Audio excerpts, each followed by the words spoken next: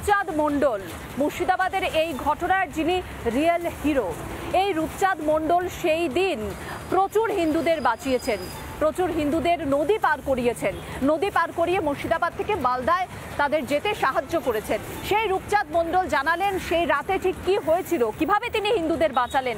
একই সঙ্গে তিনি জানিয়েছেন বিএসএফ যদি না থাকতো হিন্দুদের বাঁচানো সম্ভব হতো না। বিএসএফকে ধন্যবাদ দিয়েছেন রূপচাঁদ মণ্ডল। আমাদের প্রতিনিধি ভাস্কর কথা বলেছিলেন তার সঙ্গে, শুনুন। মুর্শিদাবাদ থেকে যারা নিজেদের মান সম্মান ইজ্জত বাঁচানোর জন্য পালিয়ে এসেছেন মালদায়, তাদের নদী পার করিয়েছেন যিনি, এই মুহূর্তে আমার সঙ্গে রয়েছেন তিনি রূপচাঁদ মণ্ডল। বলা হচ্ছে আপনি তো মসিহা, অন্তত নদী পার না করালে কিভাবে আশ্রয় পেত এই হিন্দুরা? আশ্রয় পেত না, আশ্রয় হতো না।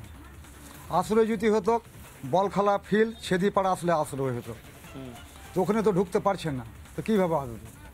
আপনি কোথা থেকে নিয়ে এলেন? আমরা নদীর ধার থেকে নিয়ে আসছি। মানে এত বছর তো নৌকার সঙ্গে ঘর করছেন, কোনোদিন ভেবেছেন এভাবে হিন্দুদের তুলে নিয়ে আসতে হবে? না না, এগুলো কোনোদিন আমরা দেখিনি, এগুলো হয়নি।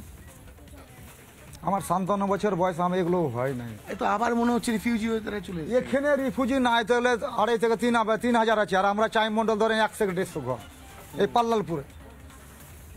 এরা কিছু করতে পারবে না, যখন আমরা চাই মন্ডল কিছু করবো তখন এরা হাতে নিয়ে আমাদের চাই মন্ডলকে ছুঁড়ে ফেলে দেয়। পুলিশ যদি ব্যবস্থা নিত হিন্দুদের তো বাঁচানো যেত, বাড়িঘরগুলো তো নেবে না, তো পুলিশ তো নেবে না। পুলিশ তো হাত তো বাঁধা, কেমন করে নেবে?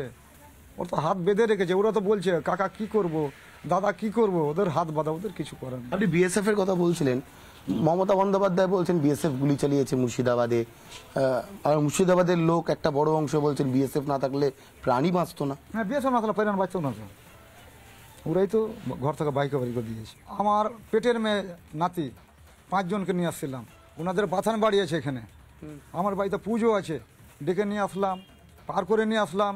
সে ওই 5 জনকে আবার আমাকে ঘুরিয়ে মুর্শিদাবাদে দিয়ে আসতে হলো। মানে আপনার নিজের আত্মীয়, আপনার নিজের সন্তান, তো যদি আপনাদের বাড়িতে থাকে তাহলে পুলিশের আপত্তি কোথায়? আমি ওটা সেটা বললাম তোকে, তো বললো কি আইসি ডিএম ওখান থেকে না করলো হবে না। আমি দেখেন এরা তো আমরা ক্যাম্পে ঢুকবে না, এরা আমার বাড়িতে থাকবে, আমার নাতি পুতি আছে, এই কথার তাও দিল না। তারপর আমি কি করলাম, স্যাররা ছিল, কি করবো স্যার, তুমি নৌকাতে দিয়ে দাও, আবার নৌকাতে দিয়ে আমি ঘুরিয়ে পাঠিয়ে দিলাম। অন্তত যে অভিজ্ঞতার কথা রূপচাঁদ মণ্ডল, রূপচাঁদ মাঝি বলছেন সেটা ভয়ঙ্কর। ওই দিন বিএসএফ না থাকলে হিন্দুরা প্রাণে বাঁচতে পারতো না। আর তারপর রাজ্যের প্রশাসন এখন এতটাই কড়া হয়ে গিয়েছে যে এই রূপচাঁদ মাঝির পরিবারের সদস্যদেরই আস্থা দিচ্ছে না, তাদের বাড়িতে থাকতে দেওয়া হবে না, জানিয়ে দেওয়া হয়েছে বলেই জানাচ্ছেন রূপচাঁদ। তাই সেই বাধ্য হয়েই ফিরতি নৌকাতে ছেড়ে আসতে হয়েছে মুর্শিদাবাদে। এখনও আতঙ্ক ভয় তারা করছে, মুর্শিদাবাদে আবার নতুন করে সমস্যার মুখে পড়তে হবে না তো?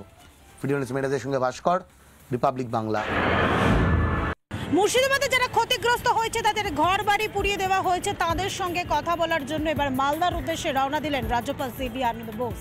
আজকে সকাল 9টার ট্রেনে এই মুহূর্তে তিনি মালদার উদ্দেশ্যে রওনা দিয়েছেন এবং তিনি শুধুমাত্র সেই মুর্শিদাবাদের যে হিংসা কবলিত সেই এলাকা নয়, তার সঙ্গে মালদায় যে সমস্ত রিলিফ যে সেন্টার রয়েছে, যেখানে এই মুহূর্তে যে হিন্দুরা রয়েছে, যারা ঘর ছাড়া রয়েছে, যারা ক্ষতিগ্রস্তরা হয়েছেন, তারা যেখানে আশ্রয় নিয়েছেন সেখানে যাবেন, সেখানে কথা বলার জন্য যাবেন। ইতিমধ্যেই গতকাল নবান্ন থেকে মুখ্যমন্ত্রী মমতা বন্দ্যোপাধ্যায় যেরকমভাবে মালদায় এই মুহূর্তে রাজ্যপালকে না যাওয়ার অনুরোধ করেছিলেন, কিন্তু তাতে কার্যত চিড়ে ভেজেনি। এই মুহূর্তে সরাসরি তিনি মালদার উদ্দেশ্যে রওনা দিয়ে দিয়েছেন। আর তারই সঙ্গে জাতীয় মহিলা কমিশনের 3 প্রতিনিধি দল এই মুহূর্তে তারাও কিন্তু কলকাতা থেকে মালদার উদ্দেশ্যে রওনা দিয়ে দিয়েছেন এবং সেখানে যারা নিপীড়নের শিকার হয়েছেন যে সমস্ত মহিলারা, তাদের সঙ্গে কথা বলবেন। ক্যামেরায় মহেশ শেঠের সঙ্গে তুলিকার রিপোর্ট, রিপাবলিক বাংলা, কলকাতা। নানা ধরনের কন্টেন্ট দেখার জন্য লাইক করুন, শেয়ার করুন আমাদের ফেসবুক পেজ, সাবস্ক্রাইব করুন আমাদের ইউটিউব চ্যানেল। পাশাপাশি অন্যান্য ব্রেকিং নিউজের জন্য অবশ্যই চোখ রাখুন রিপাবলিক বাংলায়।